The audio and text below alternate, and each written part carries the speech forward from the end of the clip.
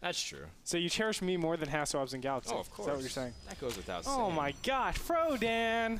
Andre, there are 7 billion people on this planet, and only 800 of them follow me on Twitter. Yep.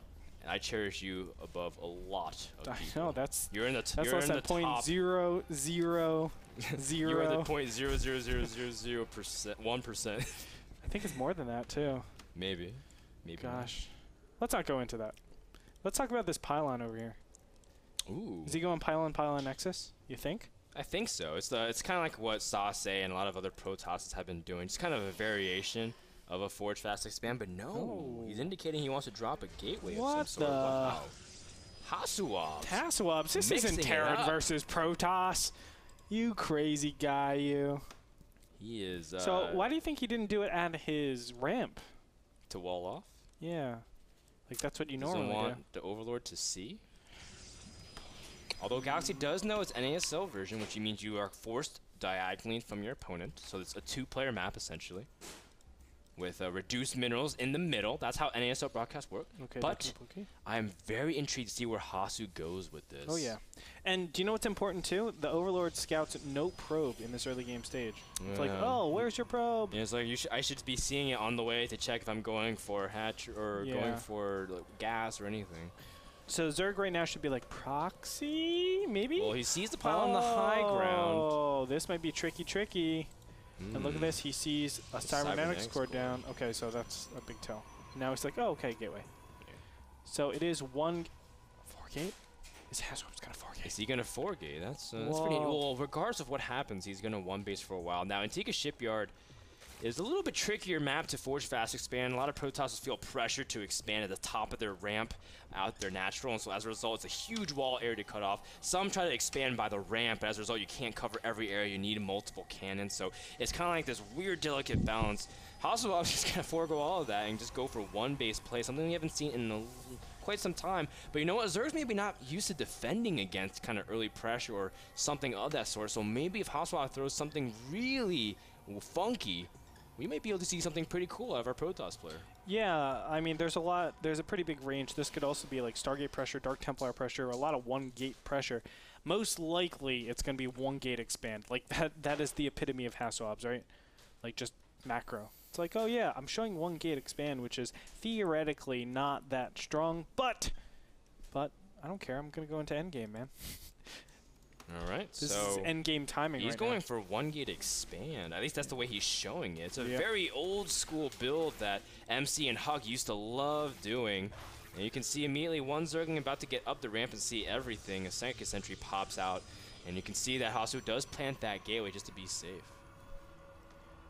So I just want to say really quick, hey Hannah, you might want to look at this ticker right now, as yeah, just check it out. Yeah, just check it out. We love you guys from the NASL. Take a gander at the ticker and peek at it. And as we do that, we see Galaxy placing a Roach Warren at 530 off of 2 bases. A pretty early Roach Warren indeed, but of course, he has to do that because he knows Hasu's on faster gateway tech, so he has to be kind of defensive. Oh, Hannah, will you marry me? Ah! Ah! You're supposed to say Frodan, are you marrying me? Oh. Wow. Ah, Hannah! Congratulations, I hope. Greetor, she doesn't want to marry you. She wants to marry some other guy, obviously. What kind of question is that? You're stealing another guy's thunder.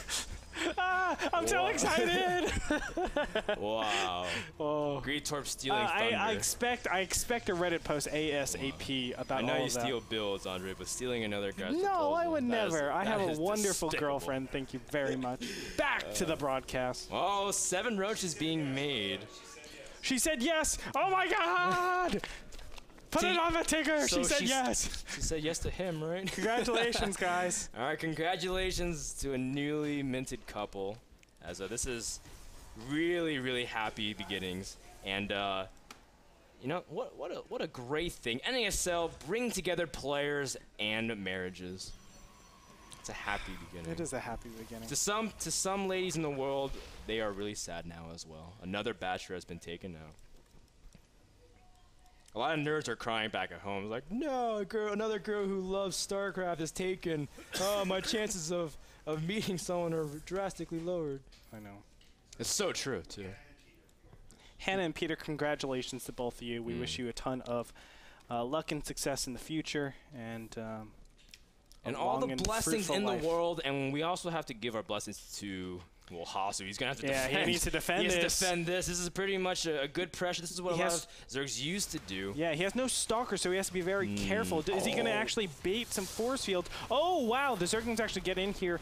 HasuObs needs to scramble. 4 Stalkers are going to be on the top here, so he will be okay. He has a couple more force fields, but at this point, he doesn't know if this is continued all in or if this is just regular pressure trying to kill the door. It is just pressure. He's droning behind this. Galaxy just working on the tech. Wow. Surprised he focused on the gateway and not the forge immediately. Yeah, because the +1 obviously is super important. Zergling's going to get in here. Can they actually take out any sentries? I don't think so. The +1 drops. That's a huge blow to HasuObs. That's 160 seconds that he won't get back unless he chrono boosts it, and he can reduce it to maybe 130, 120.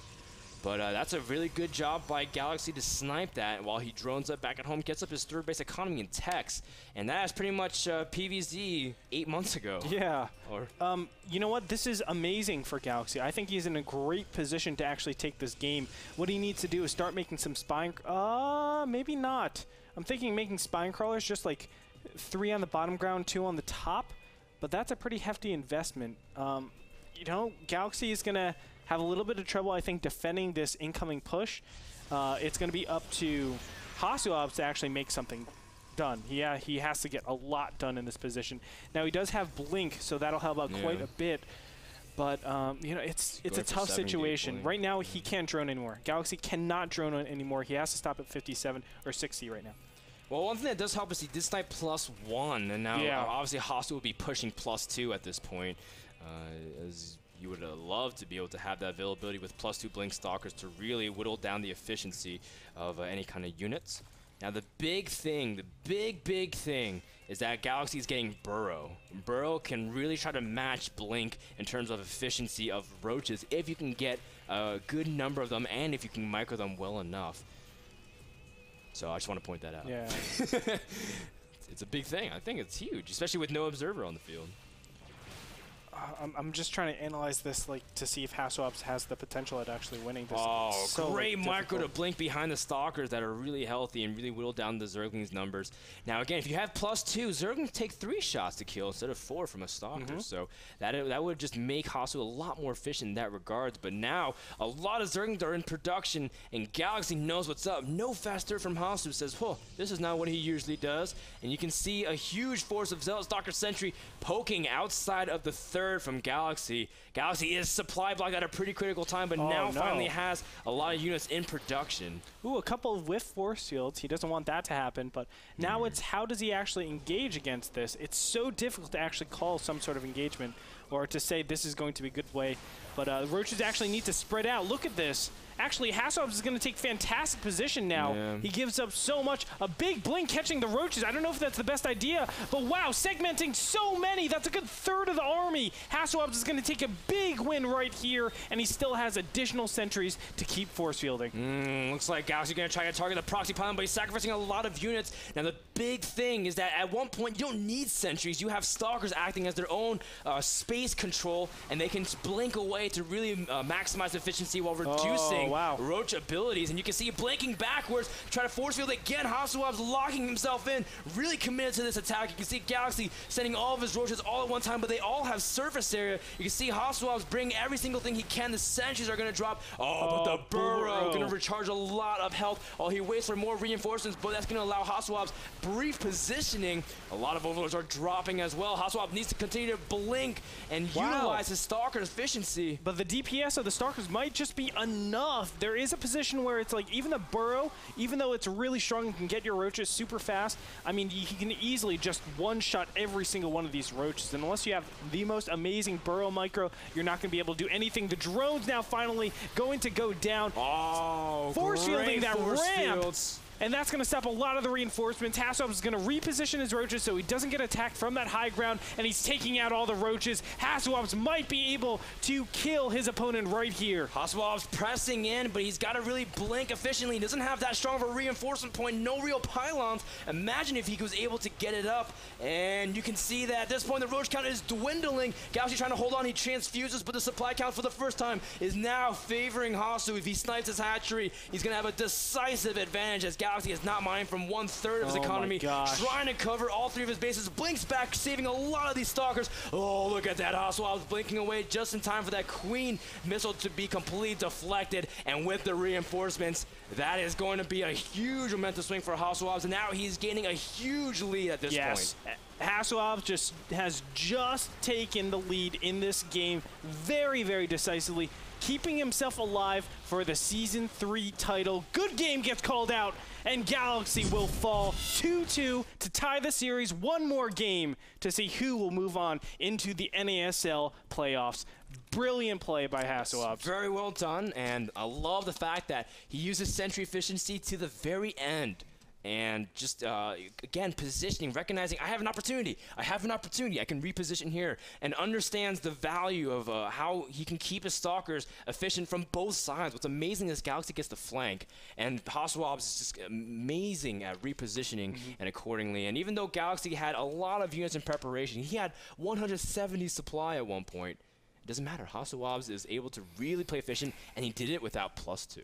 Yes, and it was a little bit interesting. I think the Roach Zerglings on one hockey was probably one of the most important things. His first engagement has to be, the Zerg's first engagement has to be some sort of 180 or 270 degree angle. That way you force a lot more force fields than, you know, obviously he did just coming at one angle. HasuObs was able to take advantage of that and obviously get ahead. Congratulations to him. We're going to go into game number 5. Before that, we want to thank our sponsors. I forgot which one we were on. Epson, the #1 projector brand worldwide. Now, get your own Epson projector at Epson.com, or at least take a picture of one so you can pretend you do. We'll be back after this commercial break with our last game of the night. It's Game 5 between HasuObs and Galaxy. And congratulations, Peter and Hannah. Congratulations. Catch you guys. You guys are cool, too.